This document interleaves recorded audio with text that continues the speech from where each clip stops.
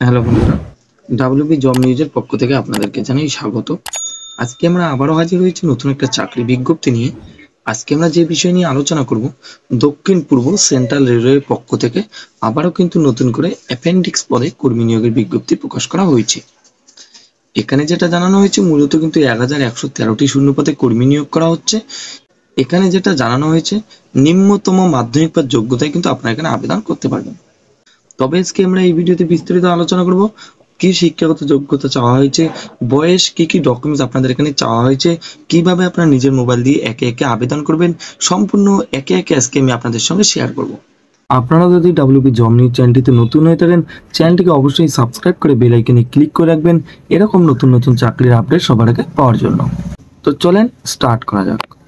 তো এখানে যেটা বলা হয়েছে, সবার প্রথমে আমরা আলোচনা করব কোন কোন পদে এখানে নিয়োগ করা হচ্ছে।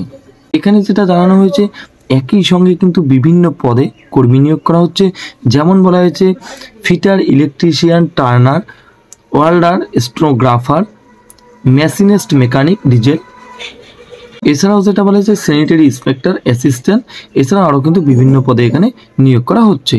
পরবর্তীতে যেটা বলা হয়েছে, এখানে যেটা মোট শূন্য পদের কথা বলা হয়েছে, এখানে যেটা জানানো হয়েছে দক্ষিণ পূর্ব সেন্ট্রাল রেলওয়ের পক্ষ থেকে যেটা বলা হয়েছে 1113টি শূন্য পদে কিন্তু এখানে কর্মী নিয়োগ করা হচ্ছে।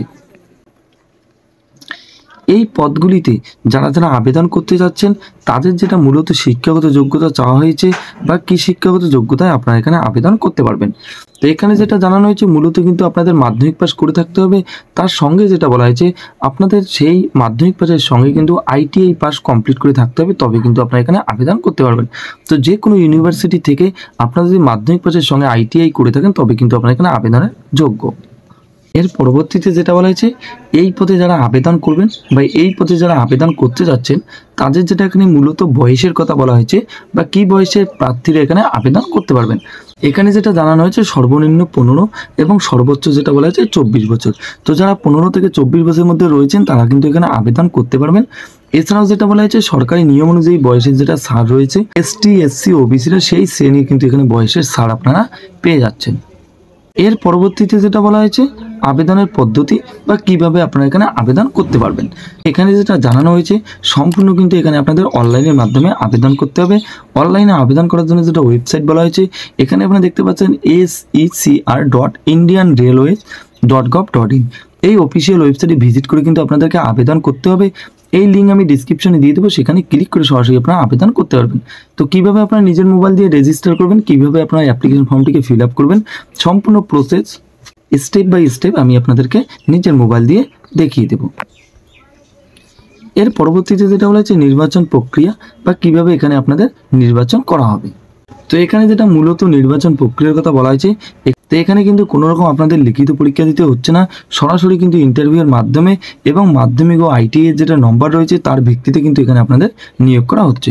তবে আপনারা এই বিষয়ে যদি বিস্তারিত জানতে চান অবশ্যই অফিসিয়াল নোটিফিকেশন ফলো করতে পারেন। অফিসিয়াল নোটিফিকেশনটি পাওয়ার জন্য আমার হোয়াটসঅ্যাপ এবং টেলিগ্রাম গ্রুপে আপনারা জয়েন হতে পারেন। আমি সমস্ত নতুন নতুন চাকরির আপডেট সেখানে দিয়ে থাকি।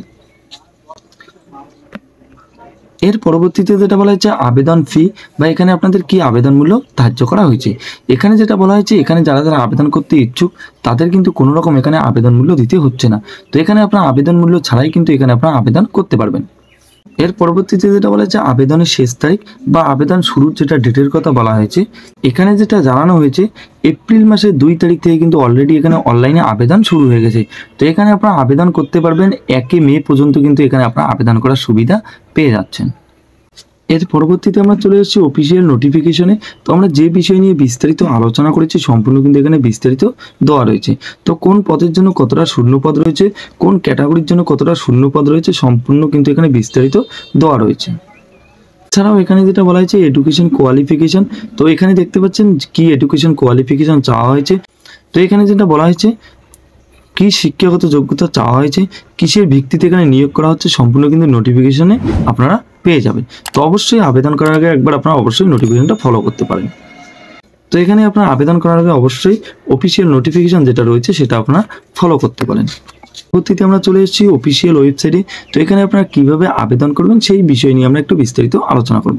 আমি লিঙ্ক ডিসক্রিপশনে দিয়ে দেবো, সেখানে ক্লিক করে সরাসরি আপনারা এই পেজে আসতে পারবেন। তো এখানে আপনারা উপর দিকে দেখতে পারবেন log in as candidate, register as a candidate. তো এখানে যেহেতু আপনারা প্রথমবার ভিজিট করবেন তার জন্য সবার প্রথমে আপনাদেরকে রেজিস্টার করে নিতে হবে। ক্লিক করে দেওয়ার পর এখানে যেটা বলা হয়েছে সবার প্রথমে এখানে দেখতে পাচ্ছেন আপনারা কি আইটিআই এর একজন স্টুডেন্ট। যদি আপনারা আইটিআই এর স্টুডেন্ট হয়ে থাকেন তো এখানে আপনারা টিক মার্ক করে দেবেন। করে দেওয়ার পর এখানে যেটা বলা হয়েছে আপনাদের যেটা রোল নাম্বার দিয়ে আপনারা কিন্তু ফাইন ডিটেলস করলে কিন্তু আপনাদের বিস্তারিত এখানে তথ্য চলে আসবে। তো এখানে যদি আপনারা ক্লিক না করেন তবু কিন্তু আপনারা রেজিস্টার করতে পারবেন। তো রেজিস্টার করার জন্য সবার প্রথমে এখানে যেটা বলা হচ্ছে আপনাদের মোবাইল নম্বর এবং ইমেল আইডি, এর পরবর্তীতে যেটা বলা হচ্ছে ক্যাপচা কোড। তো ক্যাপচা কোডটা দেখে আপনাদেরকে এখানে বসিয়ে দিতে হবে।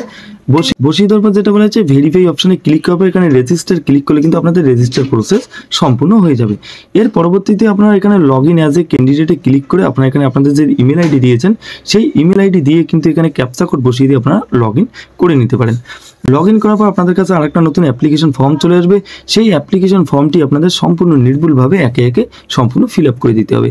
সম্পূর্ণ ফিল আপ হয়ে যাওয়ার পর আপনাদের যে সমস্ত ডকুমেন্ট চাওয়া হবে সম্পূর্ণ ডকুমেন্টস আপনাদের আপলোড করে দিয়ে সাবমিট বাটনে ক্লিক করলে আপনাদের আবেদন প্রক্রিয়া সম্পূর্ণ হয়ে যাবে। তো এই ছিল আজকের কিছু গুরুত্বপূর্ণ আপডেট। দেখা হচ্ছে পরবর্তী একটা নতুন চাকরির খবরে।